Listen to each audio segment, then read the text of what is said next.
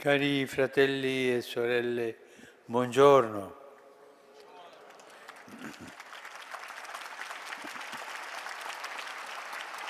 Il passo della lettera di San Paolo ai Romani che abbiamo appena ascoltato ci fa un grande dono.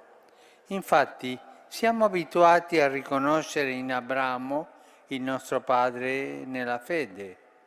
Oggi l'Apostolo ci fa comprendere che Abramo è per noi padre nella speranza, non solo padre della fede, ma padre nella speranza. E questo perché la sua vicenda possiamo già cogliere un annuncio della resurrezione, della vita nuova che vince il male e la stessa morte. Nel testo si dice che Abramo credette nel Dio che dà vita ai morti e chiama all'esistenza le cose che non esistono. E poi si precisa, egli non vacillò nella fede, pur vedendo già come morto il proprio corpo e morto il seno di Sara. Ecco, questa è l'esperienza che siamo chiamati a vivere anche noi. Il Dio che si rivela ad Abramo è il Dio che salva, il Dio che fa uscire dalla disperazione e dalla morte, il Dio che chiama alla vita. Nella vicenda di Abramo tutto diventa un inno al Dio che libera e rigenera, tutto diventa profezia e lo diventa per noi che ora riconosciamo e celebriamo il compimento di tutto questo nel mistero della Pasqua. Dio infatti ha risuscitato dai morti Gesù, perché anche noi possiamo passare in Lui dalla morte alla vita. E davvero allora Abramo può ben dirsi padre di molti popoli, in quanto risplende come annuncio di un'umanità nuova, noi, riscattata da Cristo, dal peccato e dalla morte e introdotta una volta per sempre nell'abbraccio dell'amore di Dio. A questo punto Paolo ci aiuta a mettere a fuoco il legame strettissimo tra fede e speranza. Egli infatti afferma che Abramo credette saldo nella speranza contro ogni speranza.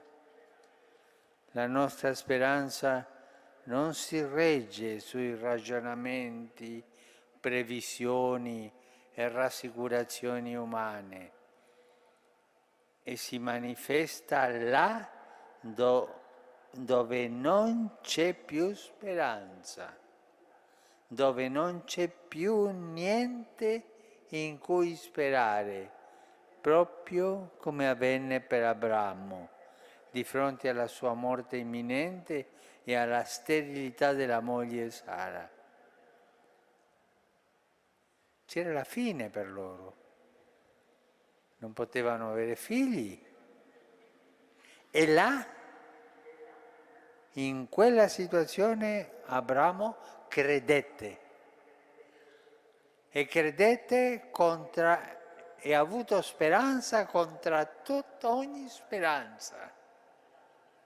E questo è grande. La grande speranza si radica nella fede e proprio per questo è capace di andare oltre ogni speranza. Sì, perché non si fonda sulla nostra parola, ma sulla parola di Dio. Anche in questo senso, allora, siamo chiamati a seguire l'esempio di Abramo, il quale, pur di fronte all'evidenza di una realtà che sembra votata alla morte, si fida di Dio, pienamente convinto che quanto Egli aveva promesso era anche capace di portarlo a compimento. Mi piacerebbe farvi una domanda. Noi, tutti noi, siamo convinti di questo?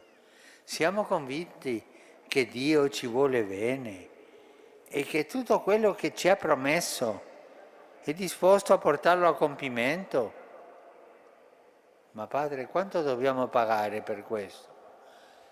C'è un prezzo: aprire il cuore.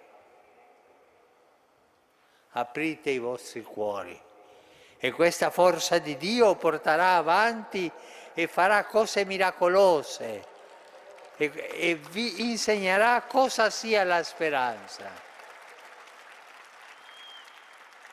Questo è l'unico prezzo: aprire il cuore alla fede e Lui farà il resto.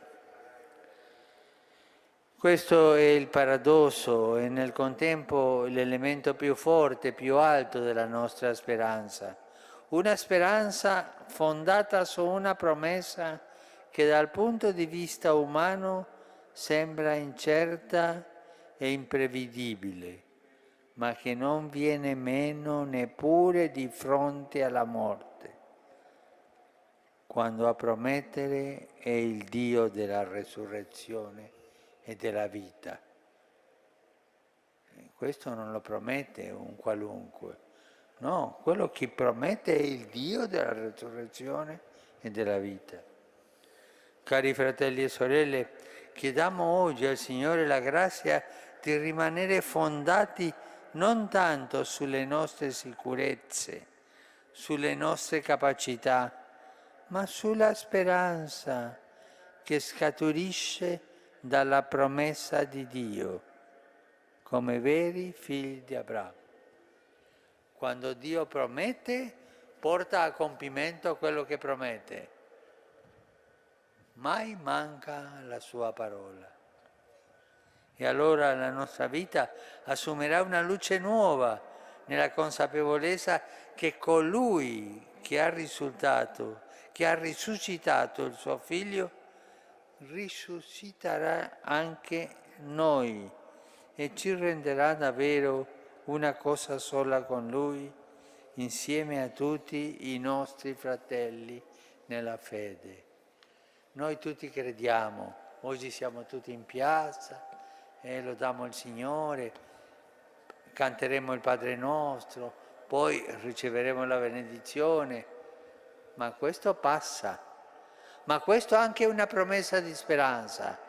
Se noi oggi abbiamo il cuore aperto, vi assicuro che tutti noi ci incontreremo nella piazza del cielo per sempre, che non passa mai. E questa è la promessa di Dio e questa è la nostra speranza se noi apriamo i nostri cuori.